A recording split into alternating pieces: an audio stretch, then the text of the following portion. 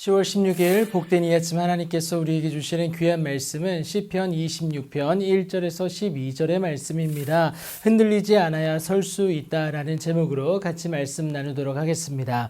평소에도 하나님에 대한 마음을 잘 지켰습니다. 그리고 그에 따른 삶도 기꺼이 살아내었어요. 그런데도 불구하고 이해되지 않는 일이 생기면 여러분 말할 수 없는 분노가 일 수밖에 없습니다. 다윗 또한 그랬습니다. 추정하기는 하지만 아마도 아들 압살롬의 반역으로 인한 어려움 가운데서 억울한 상황을 하나님께 간구했던 것 같습니다. 사실 다윗은 다른 사람에 비해서 하나님 앞에 완전하게 행하였습니다. 이 완전함에 행하였다라는 것은 다른 말이 아니라 성실하고 또 순전하게 하나님 앞에 거짓 없는 태도로 나아갔다라는 것을 말하고 있는데, 그 완전함은 흔들리지 아니하고 여호와를 온전히 의지했다라는 것을 의미하고 있습니다. 하지만 지금의 어려움은 도저히 납득할 수가 없는데, 그래서 다윗은 여호와여 나를 판단하소서라고 당당하게 요청하게 됩니다. 나의 죄 없음만을 고집하는 것이 아니에요. 나를 살피시고 시험하사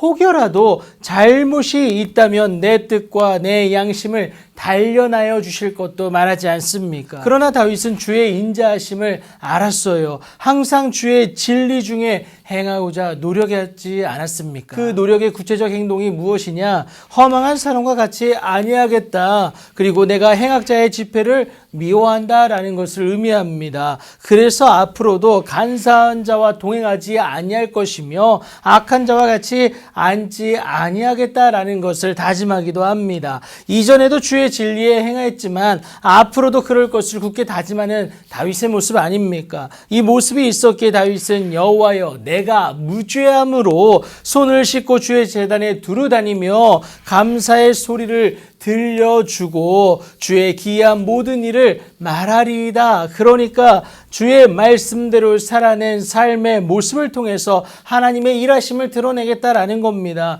이것은요, 주의 말씀이 삶의 1순위가 되어야만 가능한 모습 아니겠습니까? 말씀에 따른 합당한 삶의 모습을 살아내고자 노력했어요. 그 노력의 결정체는 바로 주께서 계신 집과 주의 영광이 머무는 곳을 사랑한 겁니다. 주님의 임재하심이 있는 곳, 내가 그것을 사모하며 주님 앞에 나아간다라는 것, 이것을 의미하죠. 그곳에서 하나님을 만나고 하나님의 가르침을 받아 죄에 대한 깨달음을 알아 하나님이 원하시는 대로 나아갈 수 있기 때문에 그렇습니다. 경건하게 살고자 하는 그의 노력 아니겠습니까? 어제도 노력했지만 오늘도 노력하는 다윗입니다. 그래서 다윗이 하나님께 간구하길 내 영혼을 죄인과 함께 내 생명을 살인자와 함께 거두지 마소서. 그들의 손에 사악함이 있고 그들의 오른손에 뇌물이 가득하오니 나는 나의 완전함에 행하오리니. 하나님 앞에 나의 순전함과 신실함을 올려드리겠다라는 겁니다. 그러니 나를 속량하시고